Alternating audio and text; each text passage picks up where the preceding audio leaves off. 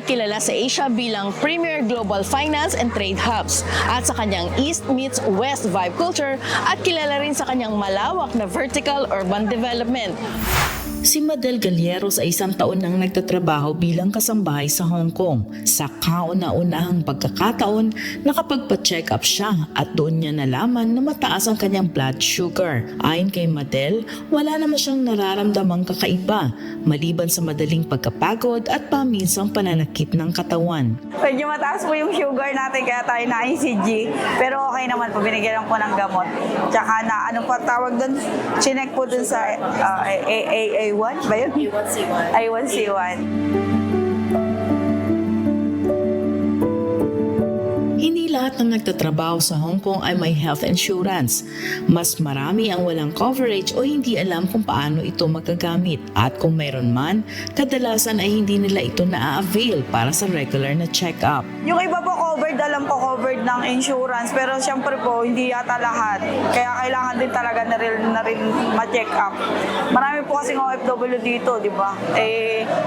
Normally yung oras ng trabaho, tsaka yung day off, minsan wala sila. Imbis na ilalabas nila, ide-day off nila, i-OT nila, babayaran yun ng employer. So wala na silang time sa mga medical na ganan. Bukod sa pananakit ng katawan, may ilan ding nakararanas ng pamamaga ng katawan, pati na rin ang mga suliranin sa dental at optical care. Ngunit sa kabila nito, patuloy pa rin sila sa pagtatrabaho. Isa na rito si Fredicayla Inocencio. Sa akin po yung paa ko po namamaga, tapos yung hindi ko po kasi siya maipa-check up dahil iniisip ko nga po na kailangan magpa-x-ray, medyo mahal.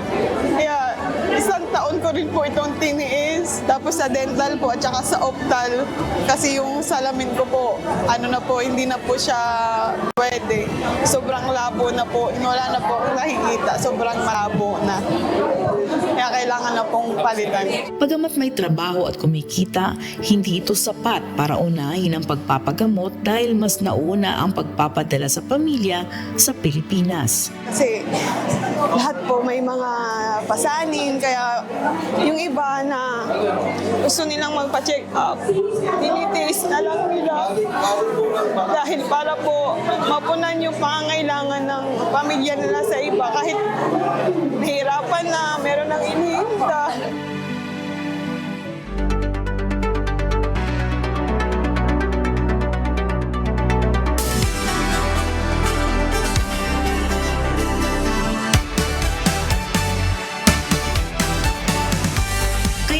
Dahil sa naiturong pagmamalasakit sa kapwa, nagsagawa ang Members Church of God International o MCGI ng libreng medical services sa Hong Kong sa pangunguna ni Kuya Daniel Razon. Bukod sa libreng konsultasyon at check-up, nakapag-avail din ang ating mga kababayan ng libreng groceries na nakababawas sa kanilang mga gastusin. Sa loob ng 3 araw, umabot sa 1,885 ang napaglingkuran sa isinagawang medical mission.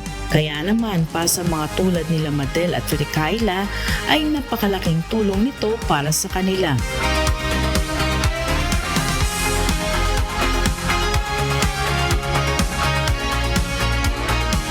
Malaking tulong po.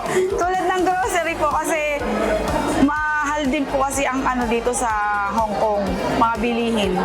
So malaking tulong po kasi yung ibang employer, wala silang food allowance. So malaking tulong kung meron na pong sa bahay.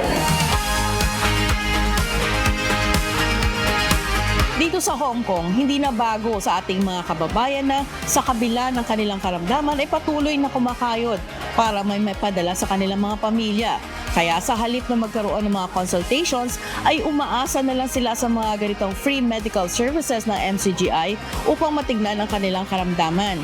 At umaasa sila na masusundan pa ang mga ganitong serbisyo. Mary Jo Malariado, humahataw sa balita ngayon.